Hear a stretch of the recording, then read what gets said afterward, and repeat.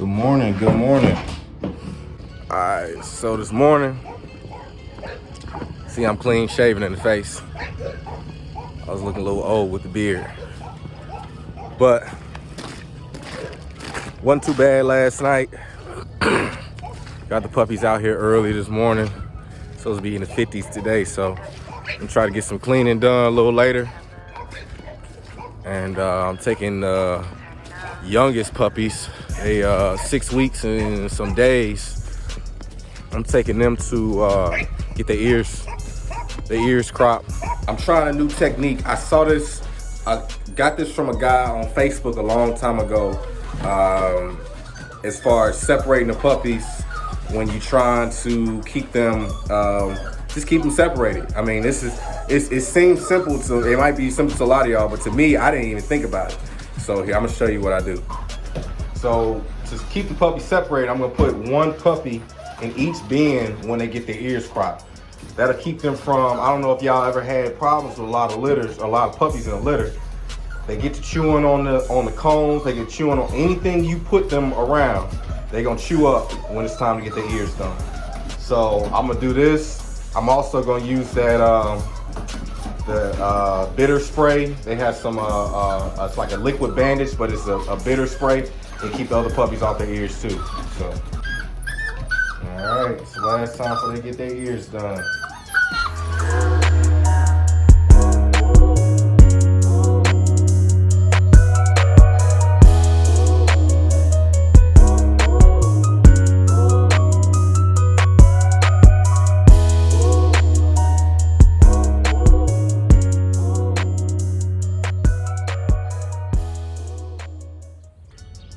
So I didn't have a lot of time yesterday, and it was cold yesterday. Day before yesterday, it was a little bit warmer, so I got some stuff done. But I'm gonna get in there, get all the puppy stuff out.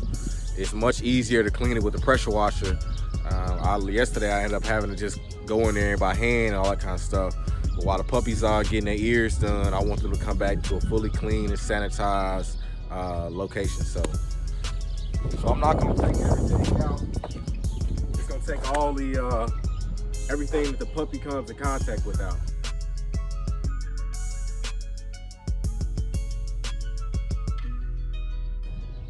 So while I'm doing all this, I'm gonna talk to y'all.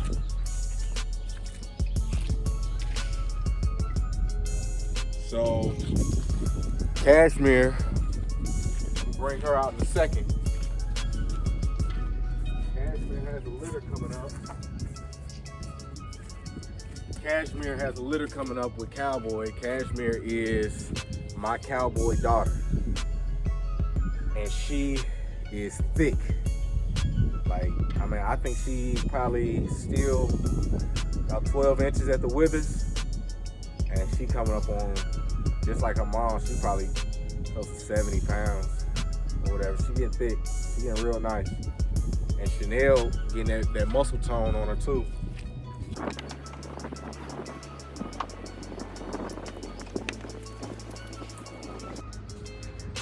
So at the bottom of my trays, I put wood chips. I do wood chips because I live in such a good wooded area that I can dump mine down and be compost. So I'm not really tripping about the wood chips. I know a lot of people use puppy pads, and I don't have no issue with puppy pads. It's just my thing is puppy pads, I gotta scoop it out and take it out. So I use a wood chip. Bring the whole tray out, dump it.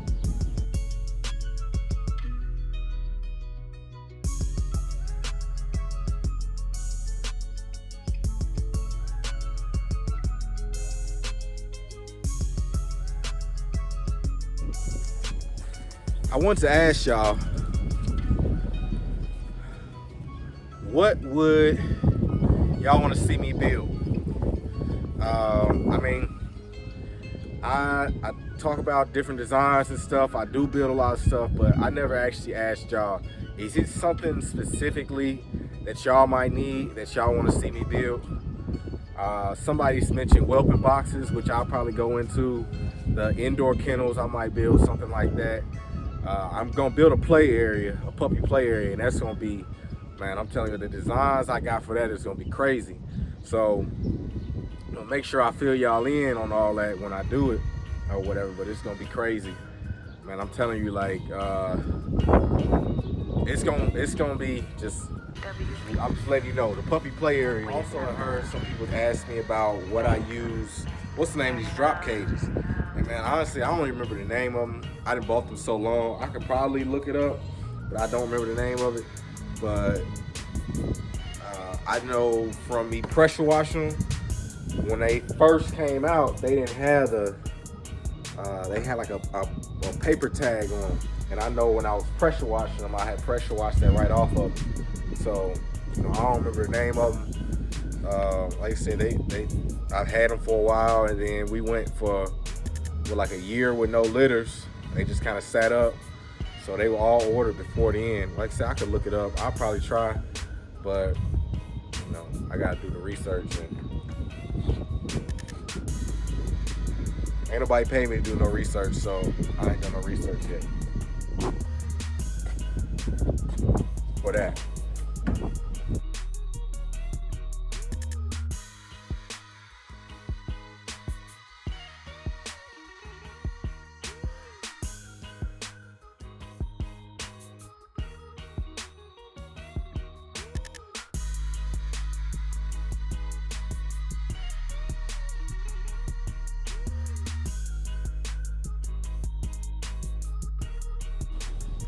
If y'all haven't noticed, I get distracted very easily, which is why my videos be so chopped up, because I'll start talking about one thing, see something, talk about it real quick, then switch back, and by the time I'm done with the video, I'm like, y'all don't even know, can't even understand what I'm saying. Like, that's really how I talk. My brain just moves 1,000 miles a minute. But when I was out here, I got this female off this last litter, chocolate merle female. She is looking amazing, and I mean, she can't be no taller than, like, I don't know, 8 inches, 10 inches, something like that. Looking amazing. Let me see if I can get her on video real quick. Both of them, but that one right there, short, wide, still got pretty tight feet. Nice.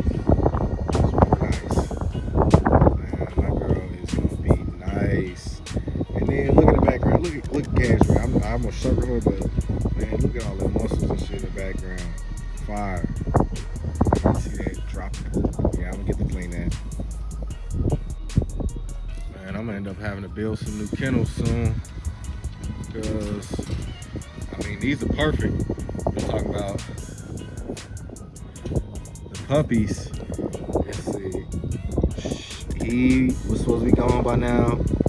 She's supposed to be gone. He was supposed to be gone.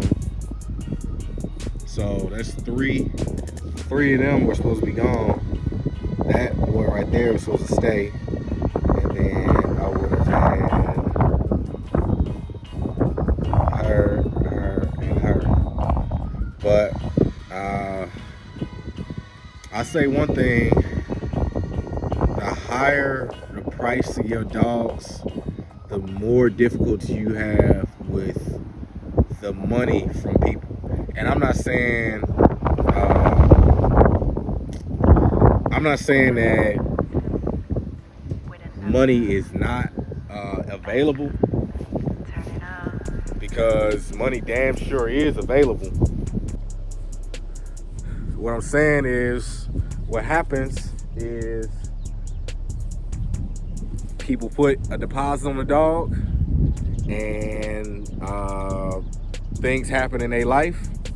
They can't get a dog because they can't afford a $10,000 dog now, or $8,000 dog. Some people have issues, $2,500 dogs, $1,500. Everybody is, whatever. Everybody's in their own situation. But what ends up happening is I end up with more dogs And what a lot of people don't understand is the more, I guess people understand this, but it don't really hit home until you actually have to go through it. When you have to raise puppies like this, when they're 4 months old, going into 6 months old, like by the time they're 6 months old, they're damn near an adult now. You know, they're a preteen. So, they're teenagers. So, in dog years. Is that right? 6 months, preteen? No. They act like preteens, I say that. Y'all can do the math with the dog year stuff, but they act like preteens when they hit that 6 month to a year time frame or whatever. Anyway, you have to spend time with each one of them dogs.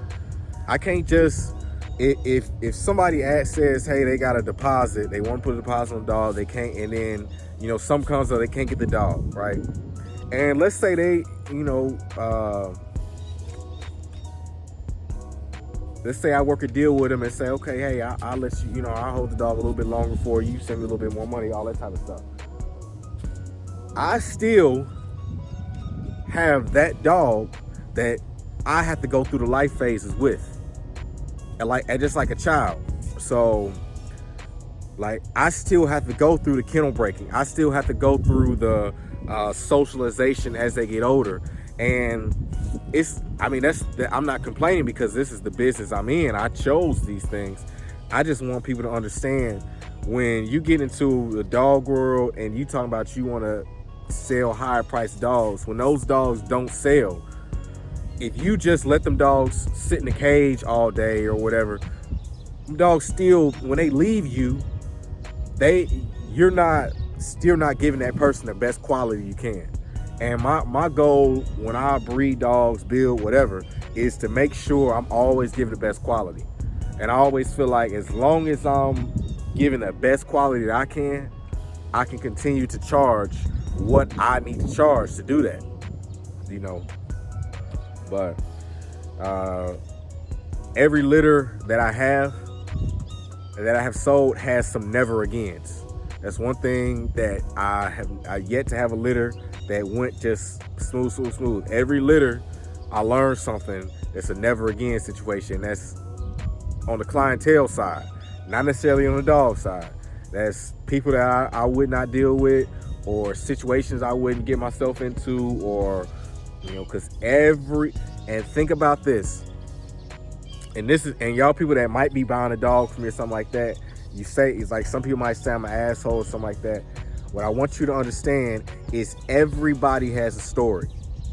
Everybody has a story. So if you just think, if I talk to 20 people a day, and out of all 20 people, 15 of them have a sob story why they need to get a puppy, and the other 5 are just contacting you from wherever, they little kids or whatever, I'm gonna get that dog for real, right? So by the time you come, you say, oh yeah, my money's good, that don't mean nothing to me. You know what I'm saying? It's literally falling on deaf ears. I might as well hang up on you, because everybody has a sob story. The only sob stories I listen to are the people that I'm gonna give a deal to because of something other than a sob story. Like, if I done a lot of business with you or whatever, and you tell me you had a problem, you don't have to tell me the sob story, because I'm a fuck with you just because you done business with me, you work with me. But this sounds so asshole to say, but from a business point of view, I don't care about your sob story when it comes to my bills. You know what I'm saying? My family, my household. Am I supposed to say, oh, hey, sorry, Entergy, I can't pay your bill because John Doe rolled over his best friend's buddy's cat, and now he has to come with the money to pay for the cat? Like, what's that have to do with me and the energy company? So, like I said, I don't care about nobody's sob story. That sounds sad, but I am who I am, I'm kind of asshole when it comes to business, because I just fuck with you based off of that. I fuck with you not based off of your story or your clout or nothing. It's celebrities, all type of people that I got on my DM message or whatever that I could talk to, and have them plug me in somewhere or whatever. But to me, it's like that that's not the slow grind, right? The slow grind is what gets you that that satisfaction in the end. The slow grind is what, when you finish, you're like, okay, this is what I cried for. This is what I bled for. This is what I was sweating for. If you piggybacking on somebody, you might live a good life, but shit, at the end of the day, it's like, do you really feel like you have accomplished what you needed to by piggybacking on somebody else? Man, I'm on a whole tangent today. Let me get back to cleaning.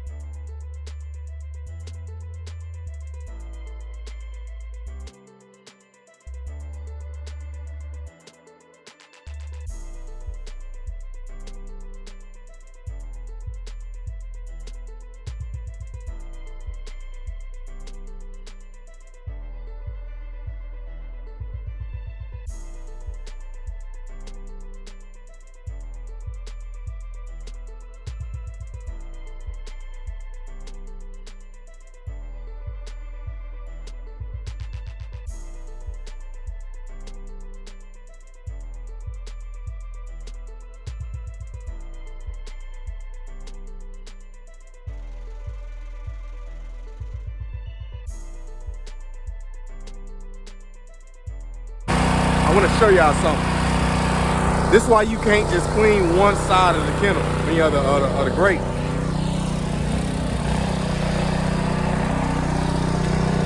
Y'all see that?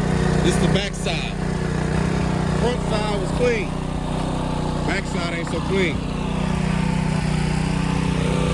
That's another cause for skin problems, because the bacteria is still on there and you just clean off the surface.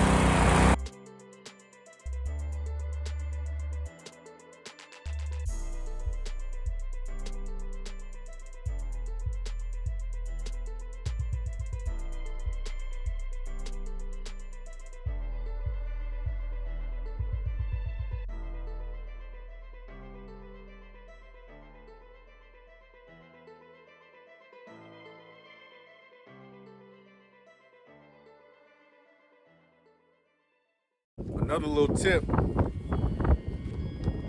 for y'all that maybe live in a colder area where you like these retriever kennels, not retrievers, whatever them brand of that things are, where you might like them, but you don't have a pressure washer to get it out. You don't want to be sitting there wiping it by hand.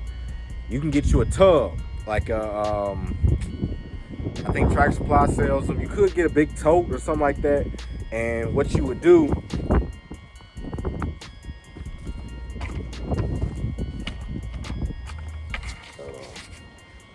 yeah, a big tote would definitely work. And all you're gonna do is fill a tote up with some warm water. Let your tray sit in the warm water, and then come back. You gotta have something else to do with the puppy during the time, but come back 10-15 minutes later, after the warm water is soaked, put some soap in there, whatever, all your stuff, clean it up, take your little scrub brush, everything come right off. When you float in the water, make sure you wear some gloves. You don't need a lot of water. All you need is like an inch or two. Put them in there, scrub them real good, take them out and kind of hose them off. And that's another way to clean these real good without having to pressure wash them or whatever. It'll get all this stuff off. It's just, for me, this is the most efficient way, and this is the fastest way for me. Then my secret weapon, 70% rubbing alcohol. I use this for anything that comes in contact with a dog or a puppy. 70% rubbing alcohol. The only time I use bleach on anything is when I have taken a dog somewhere else, like travel, and then come back home or whatever, after I get a dog a bath, if I had to put them in a cage right away, I'm gonna bleach that area out because I'm afraid of parvo and stuff. And the one thing about parvo that some people don't know is that all your dogs, none of your dogs could have parvo, could be perfectly fine. But you could still be trafficking parvo back and forth. And parvo can live for like 2 or 3 years, I think. So if you are not actively maintaining that, whatever, you could have parvo on your property or somewhere, around you, and your puppies get to it, So always be careful with parvo, whether your dogs are doing fine or not. Okay, if you take your dogs anywhere, you walk anywhere, all that kind of stuff, it happens.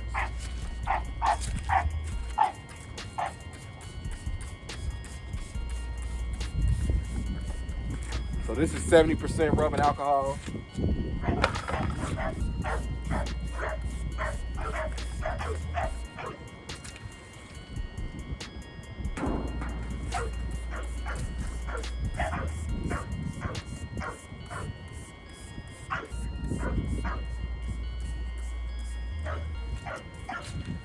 Now, the other thing with alcohol to be careful with though, one, if you got heaters, do not spray this around your heaters.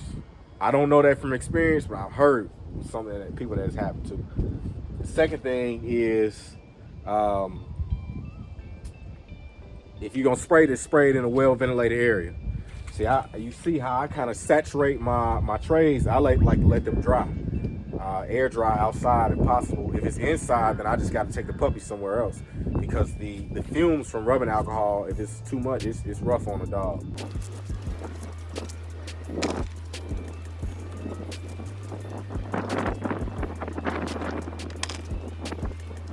The other thing is, any cage or containment that I use for an adult dog, after that adult dog is out of there, I don't even take the chance of putting a puppy in there. After any adult dog has been anywhere, if I put any younger dogs in there, I gotta go clean it. But like I said, I keep a couple of these around. I got one with a little bit of diluted bleach water. Like I said, I'll spray something if I take a dog somewhere, but very seldom. All right, so I just got the call that puppies are ready. I'm just gonna put this stuff up and then I'm gonna bounce.